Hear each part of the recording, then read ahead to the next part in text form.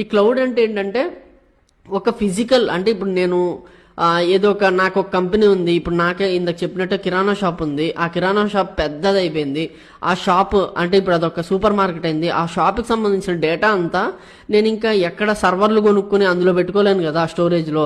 So అందుకోసం నేను ఏం చేస్తానంటే ఏదో ఒక క్లౌడ్ వెండర్ దగ్గరికి వెళ్తాను. వెండర్ అంటే అమ్మేవాడు.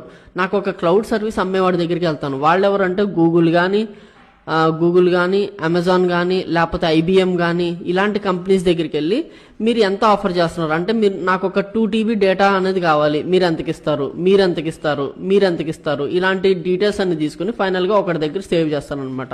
సో ఈ క్లౌడ్లో డేటా సేవ్ చేసినోడు ఏం చేయాలి అంటే, ఇప్పుడు నేను సపోజ్ గూగుల్ క్లౌడ్ దగ్గరికి వెళ్ళాను. భయ్యా నా దగ్గర ఒక 20 లక్షల మంది డేటా ఉంది, ఇదంతా నేను నీ క్లౌడ్లో స్టోర్ చేసుకుంటాను అంటాను. వాడు దానికి నాకు ఏమి ఇవ్వాలంటే నెట్వర్క్ సెక్యూరిటీ, సైబర్ సెక్యూరిటీ లాంటి ఇష్యూస్ రాకుండా వాడు చూసుకోవాలి. ఎప్పుడు కావాలంటే అప్పుడు డేటా నాకు వచ్చేలాగా, ఈజీగా యాక్సెసిబుల్గా ఉండేలాగా, అంటే ఈ క్లౌడ్ సర్వీసెస్ని అమ్మినోడు అనేవాడు ఇవన్నీ కూడా చూసుకోవాలన్నమాట.